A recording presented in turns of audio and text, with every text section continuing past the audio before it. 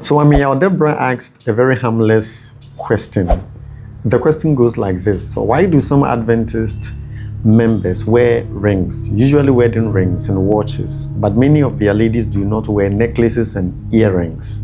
What is the difference between a wedding ring, a watch, a necklace, and earrings from the SDA perspective? And he adds, genuinely asking to understand the reasoning behind it. So Ameyaw, if you are genuinely asking, I also have a genuine answer from you based on the Bible. Let me admit, because I see and I feel that you really want to understand. So from a biblical perspective, the primary issue is not the object itself, but the principle behind the use. So the Bible consistently encourages modesty, simplicity, and placing greater emphasis on inward character rather than outward adornment. So what is a biblical principle? In 1 Peter chapter 3, from verse 3 to 4, the apostle says this: do not let your adornment be merely outward, arranging the hair, wearing gold, or putting on fine apparel, but let it be the hidden person of the heart. Similarly, Paul also writes in 1 Timothy chapter 2, verse 9 to 10, that women should adorn themselves in modest apparel with propriety and moderation. And so the emphasis in both passages is that a Christian's beauty should flow primarily from character rather than ornamentation. So it begs the question, why many Adventists avoid jewelry? Historically, Seventh-day Adventists have understood these passages as a call to simplicity and have therefore discouraged the wearing of ornaments, jewelry, including earrings, necklaces, bracelets, and similar items whose primary use is decoration. So the concern has generally been vanity, display of wealth, worldliness, drawing attention to self rather than to Christ. This is why many Adventist women and men choose not to wear decorative jewelry. So why then are watches often accepted? Traditionally, a watch has been viewed primarily as a functional tool rather than an ornament.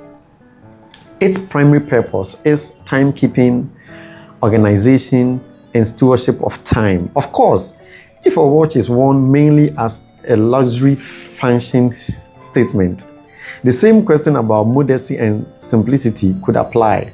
In other words, Adventists generally distinguish between utility and adornment. So why are some wedding rings accepted?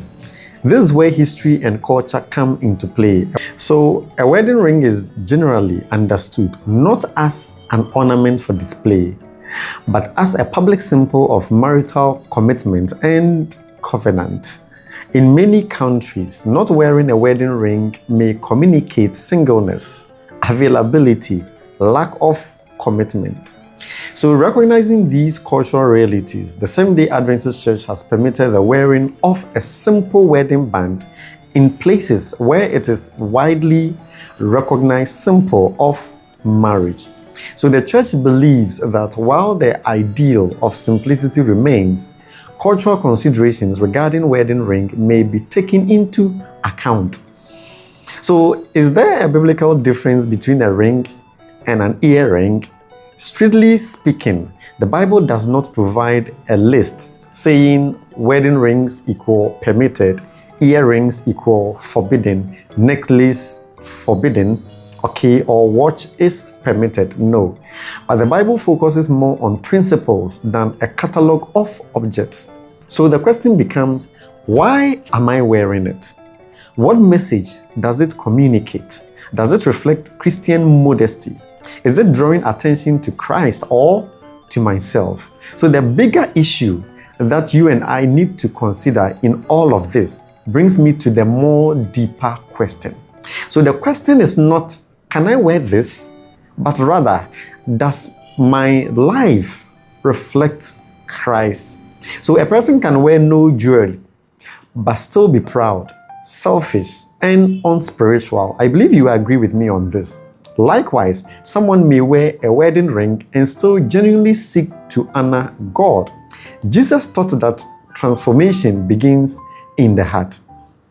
So in conclusion, from an Adventist perspective, decorative jewelry has traditionally been discouraged based on principles of modesty and simplicity.